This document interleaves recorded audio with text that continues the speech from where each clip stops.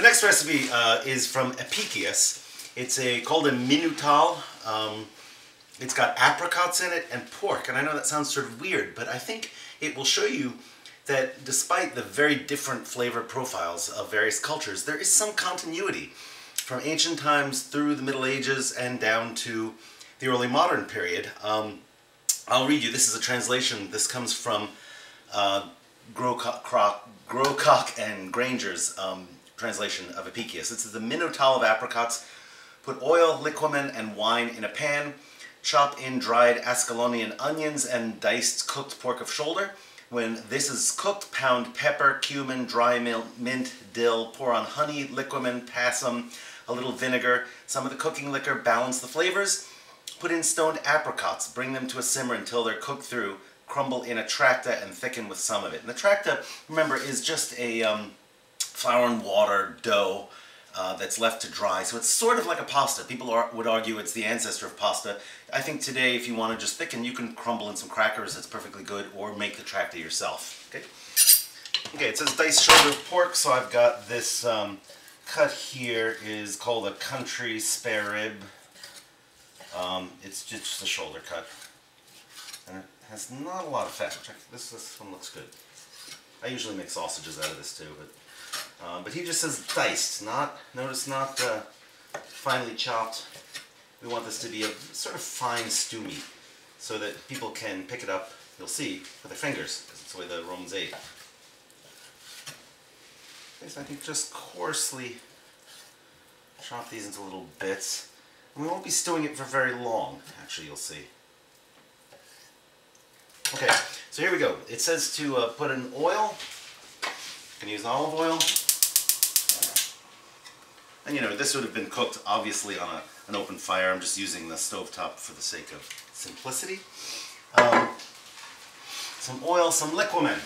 And for liquamen, I am going to use our friend fish sauce. Okay, it's as close to garum, I think, as we could possibly get today. And it's, as you can see, this is weird. It's a weird technique. Putting it both in, okay? And then the stew, this is really just going to stew down. So we don't want it to brown. We're not putting flour in it to thicken or anything like that. Okay. And they call for Ascalonian onions, and I'm not sure it's exactly the same thing, but I know the word is cognate with scallions. So you don't have to dry it. We'll put in fresh scallions. That'll be fine. I'm going to get rid of that part. And just loosely cut this up. I'm not sure what they're going to do in there, but that should look fine. And what he's going to have us do, once this is all cooked, which we're just going to give it a few minutes, simmer here, we're going to add in more flavorings, which I will get in 1 second. That would be pepper, cumin, mint, dill, honey, liquamen, passum. Oh, he also asked for wine in that, didn't he? Yep, and wine.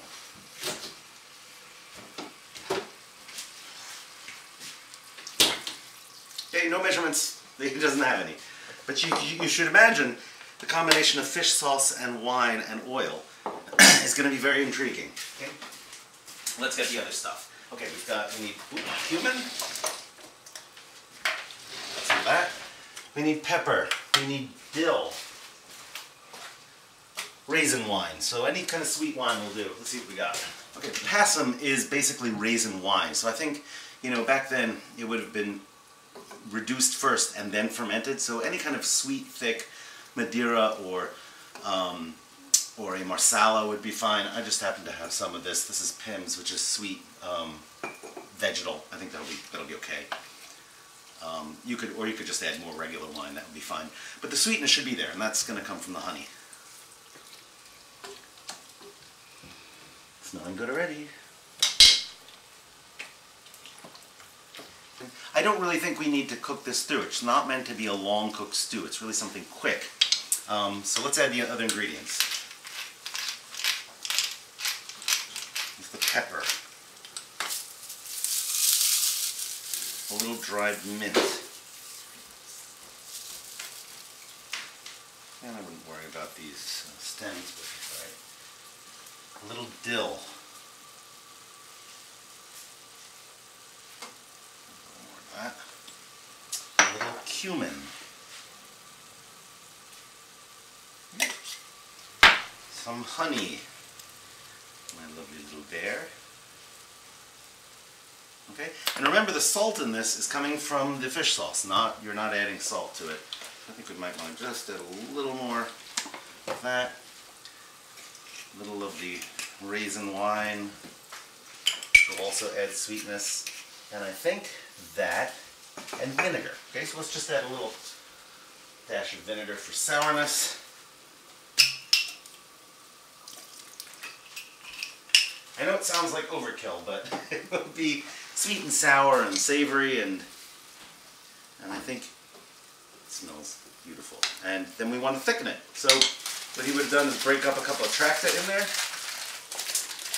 I'm going to do just the same with a few nice crackers. Good, odd way to thicken, I admit, but remember breadcrumbs are a standard thickening agent in the Middle Ages, and up until we get to La Varenne, that'll be the way to do it. I think it'll add a little body once they fall apart, just a moment. Okay, we're getting there.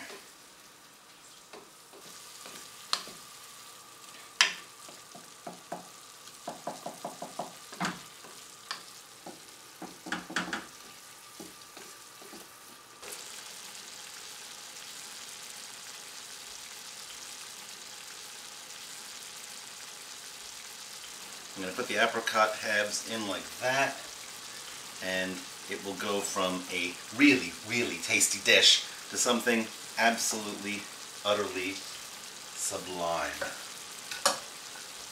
So let's let that cook for a while, and we'll come back to it and I'll show you what it looks like once the apricots have cooked down a bit. Okay? And thanks to Louis for these apricots. He brought them for me yesterday off of his tree.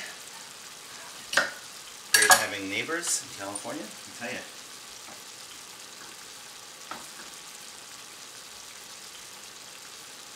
Maybe more.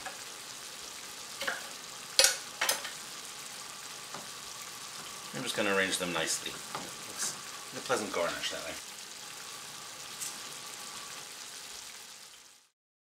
The apricots look nice and stewed. We don't want them to fall apart. We want it just to be able to be picked up like that with the apricots and the pork and there's the dish as I think it should look. Okay.